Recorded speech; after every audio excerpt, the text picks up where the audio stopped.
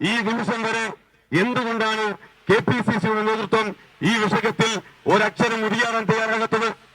ഈ മരണത്തിന് IC ബാലകൃഷ്ണനൊപ്പം തന്നെ KPCC നേതൃത്വവും ഉത്തരവാദിയാണ്. ഞങ്ങൾ ഇന്നലെ തന്നെ പറഞ്ഞു കഴിഞ്ഞിട്ടുണ്ട്. IC ബാലകൃഷ്ണനൊപ്പം KPCC നേതൃത്വം ഇതിന് ഉത്തരവാദിയാണ്. കാരണം നമുക്കറിയാം, ശ്രീമാൻ NM വിജയൻ അദ്ദേഹം KPCCക്ക് എഴുതിയ കത്തിൽ വളരെ കൃത്യമായി ഈ കാര്യം വ്യക്തമാക്കുകയും നടപടികൾ ഉണ്ടാകണമെന്ന് ആവശ്യപ്പെടുകയും ചെയ്തുവെങ്കിൽ ഇത്രയും നാളുകൾ പിന്നിടുമ്പോഴും KPCC നേതൃത്വം അതിലിടപെടാനോ പരിഹാരം കാണാനോ നടപടി സ്വീകരിക്കാനോ തയ്യാറായിട്ടില്ല. അങ്ങനെ തയ്യാറായിരുന്നുവെങ്കിൽ ഈ ജീവൻ പൊലിയില്ലായിരുന്നു. അതുകൊണ്ട് KPCC നേതൃത്വത്തിനുൾപ്പെടെ ഈ മരണത്തിന് ഉത്തരവാദിത്വമുണ്ട്.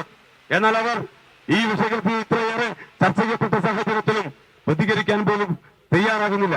ഇവിടെ നമുക്കറിയാം, അവർ സ്വാഭാവികമായിട്ടും പ്രതികരിക്കില്ല. കാരണം ഇവർ അതിനേക്കാൾ വലിയ തട്ടിപ്പിന്റെ ഉടമകളാണെന്ന് നമുക്കറിയാം. മോൻസൺ മാവുങ്കലുമായി ബന്ധപ്പെട്ടുള്ള തട്ടിപ്പിന്റെ രണ്ടാം പ്രതിയാണ് KPCC പ്രസിഡന്റ്. പുനർജനി തട്ടിപ്പുമായി ബന്ധപ്പെട്ട് നേതൃത്വം കൊടുത്ത ആളാണ് പ്രതിപക്ഷ നേതാവ്, നമുക്കറിയാം. അതുകൊണ്ട് അവർക്ക് പ്രതികരിക്കാൻ കഴിഞ്ഞോളുന്നില്ല. പക്ഷേ രണ്ടുപേരുടെ കോൺഗ്രസിന്റെ ഏറ്റവും ഉത്തരവാദിത്തപ്പെട്ട DCCയുടെ ട്രഷറർ പോലെയുള്ള വളരെ പ്രധാനപ്പെട്ട ലീഡർഷിപ്പിലിരിക്കുന്ന ഒരാളാണ് ആത്മഹത്യ ചെയ്തിരിക്കുന്നത്. ഇവിടെ സൂചിപ്പിച്ചല്ലോ, ആത്മഹത്യ ചെയ്തപ്പോൾ തീർച്ചയായും ഒരു കുറിപ്പുണ്ടാകും. ആ കുറിപ്പുൾപ്പെടെ മാറ്റി എന്ന വിവരങ്ങളാണ് പുറത്തു വന്നുകൊണ്ടിരിക്കുന്നത്. അന്വേഷണത്തിന്റെ ഭാഗമായി ഇതെല്ലാം പുറത്തു വരും, യാതൊരു സംശയവുമില്ല. അന്വേഷണം വളരെ കൃത്യമായി നടക്കുന്നുണ്ട്. അന്വേഷണത്തിന്റെ ഭാഗമായി ഇത് പുറത്തു വരും. IC ബാലകൃഷ്ണൻ MLA ഇതിൽ മറുപടി പറയേണ്ട സാഹചര്യം വരും. അത് അദ്ദേഹത്തിന് അറിയാം. അതുകൊണ്ടാണ് അദ്ദേഹം നേരത്തെ തന്നെ മുൻകൂർ ജാമ്യമായി ഒരു പ്രഖ്യാപനം നടത്തുകയാണ്. ഈ അന്വേഷണത്തോട് സഹകരിക്കുന്ന നിലപാടല്ല, പകരം ഇതെല്ലാം വ്യാജമാണ് എന്ന് എന്തുകൊണ്ടാണ് IC ബാലകൃഷ്ണൻ പറയുന്നത്? IC ബാലകൃഷ്ണൻ ആദ്യത്തെ സ്റ്റേറ്റ്മെന്റ് ഈ പരാതികളും ഈ കൊടുത്തിട്ടു എന്ന് പറഞ്ഞ് മാധ്യമങ്ങൾ പുറത്തുവിട്ട എല്ലാ രേഖകളും വ്യാജമാണ് എന്ന് IC ബാലകൃഷ്ണൻ പറയുന്നത് എന്തുകൊണ്ടാണ്? അദ്ദേഹത്തിന്റെ ഭയം മൂലമാണ്. അദ്ദേഹത്തിന് മറച്ചുവെക്കാൻ ഒരുപാട് കാര്യങ്ങളുണ്ട് എന്നതുകൊണ്ടാണ് ഇതെല്ലാം വ്യാജമാണ് എന്ന് മുൻകൂട്ടി അദ്ദേഹം പറയുന്നത്. അല്ലായിരുന്നുവെങ്കിൽ, അദ്ദേഹത്തിന് ഭയമില്ലായിരുന്നുവെങ്കിൽ അന്വേഷണം നടക്കട്ടെ, ഈ പുറത്തു വന്ന തെളിവുകൾ ഉൾപ്പെടെ പരിശോധിക്കട്ടെ എന്ന് നിലപാട് സ്വീകരിക്കാൻ അദ്ദേഹം തയ്യാറായിട്ടില്ല.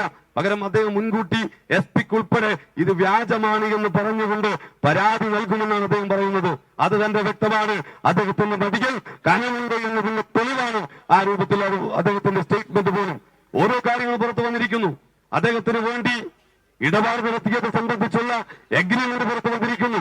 ഒരു ഉദ്യോഗാർത്ഥി പണം നൽകിയപ്പോ ആ പണം IC ബാലകൃഷ്ണന് വേണ്ടി വാങ്ങിയതാണെന്ന്, ആ പണം IC ബാലകൃഷ്ണന് വേണ്ടി വാങ്ങുന്നു, നിയമനം നൽകിയിട്ടില്ലെങ്കിൽ തിരിച്ച് പലിശയടക്കം തിരിച്ചു നൽകുന്നതുൾപ്പെടെയുള്ള രേഖ എഗ്രിമെന്റ് പുറത്തു വന്നിരിക്കുന്നു. ആ രൂപത്തിൽ എല്ലാ കാര്യങ്ങളും പുറത്തു വരികയാണ്. തീർച്ചയായും ഈ അന്വേഷണത്തിന്റെ ഭാഗമായി കൂടുതൽ തെളിവുകൾ വരും. വിജിലൻസ് ഇതുമായി ബന്ധപ്പെട്ടുകൊണ്ട് പ്രാഥമികമായ പരിശോധന നടത്തുന്നുണ്ട്. വിജിലൻസ് പ്രാഥമികമായ പരിശോധന നടത്തി തുടർ പരിശോധന നടത്തും. പോലീസിന് സ്പെഷ്യൽ ടീമിനെ നിശ്ചയിച്ചിട്ടുണ്ട്. DYSPയുടെ നേതൃത്വത്തിൽ സ്പെഷ്യൽ ടീമിനെ നിയമിച്ചിട്ടുണ്ട്. അവരന്വേഷണം നടത്തും.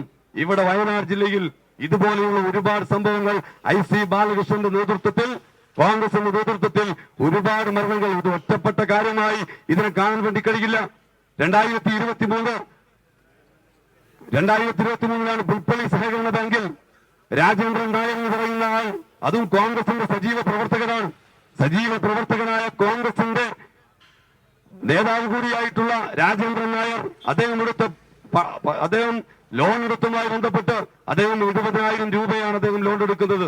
25 ലക്ഷം രൂപ അദ്ദേഹം അറിയാതെ അവിടെയുള്ള ഭരണസമിതി KK അബ്രഹാമിന്റെ നേതൃത്വത്തിൽ, സമുന്നതനായ കോൺഗ്രസ് നേതാവാണ് KK അബ്രഹാം. അദ്ദേഹം KPCCയുടെ ജനറൽ സെക്രട്ടറി ആയിരുന്നു. അദ്ദേഹത്തിന് ഉൾപ്പെടെ ജയിലിൽ കിടക്കേണ്ടി വന്നു. ഇപ്പോഴും സേവാദളിന്റെ കോൺഗ്രസിന്റെ സംഘടനയുടെ സേവാദളിന്റെ അധ്യക്ഷൻ, ജില്ലാ അധ്യക്ഷനായിട്ടുള്ള സജീവൻ കൊല്ലപ്പള്ളി ഇപ്പോഴും ജയിലിലാണ്. എന്തിനാണ് അദ്ദേഹം ജയിലിലുള്ളത്? സമരം നടത്തിയതിന്റെ പേരിലല്ല, എന്തെങ്കിലും രാജ്യത്തിന് വേണ്ടിയും നാടിനു വേണ്ടിയും പ്രവർത്തിച്ചതിന്റെ ഭാഗമായിട്ടല്ല. KK അബ്രഹാം ജയിലിൽ കിടന്നത് ഏതെങ്കിലും സമര പോരാട്ടത്തിന്റെ ഭാഗമായിട്ടല്ല, പകരം അഴിമതി നടത്തിയതിന്റെ പേരിലാണ്. സർവീസ് സഹകരണ ബാങ്കിൽ, പുൽപ്പള്ളി സർവീസ് സഹകരണ ബാങ്കിൽ കർഷകന്റെ പേരിൽ വായ്പയെടുത്ത് തട്ടിപ്പ് നടത്തി 7 കോടിയോളം രൂപയാണ് അവിടെ വിവിധ ആളുകളുടെ പേരിൽ എഴുതിയെടുത്തുകൊണ്ട് കോൺഗ്രസിന്റെ നേതൃത്വത്തിലുള്ള സഹകരണ ബാങ്കിന്റെ പേരിൽ ഈ കോൺഗ്രസ് നേതാക്കൾ തട്ടിപ്പ് നടത്തിയത്. ആ തട്ടിപ്പ് പുറത്തു വന്നപ്പോ ആ തട്ടിപ്പിനെ സംബന്ധിച്ച് അന്വേഷിച്ചപ്പോ കെ എബ്രഹാമിനും സജീവൻ കൊല്ലപ്പള്ളിക്കും ജയിലിൽ കിടക്കേണ്ടി വന്നിട്ടുണ്ടെങ്കിൽ ഞങ്ങൾ അവിടെ പറയുന്നു, ഈ അന്വേഷണം മുന്നോട്ട് പോയാൽ IC ബാലകൃഷ്ണന്റെ സ്ഥാനം ഈ MLA ഓഫീസിലായിരിക്കില്ല, പകരം ജയിലിലായിരിക്കും. യാതൊരു സംശയവും അതിന് വേണ്ട. ജയിലിലേക്ക് അദ്ദേഹം പോകേണ്ടി വരും, അദ്ദേഹം മറുപടി പറയേണ്ടി വരും, യാതൊരു സംശയവും വേണ്ട. അത്രയേറെ തെളിവുകൾ പുറത്തുണ്ട്. കോൺഗ്രസിന്റെ നേതാക്കന്മാരെ, ഇടത്തരം നേതാക്കന്മാരെ ചൂഷണം ചെയ്ത് തങ്ങളുടെ സമ്പത്തും തങ്ങളുടെ പദവിയും ഉറപ്പിക്കുക എന്ന നിലപാടാണ് ജില്ലയിലെ കോൺഗ്രസിന്റെ നേതാക്കന്മാർ സ്വീകരിക്കുന്നത്.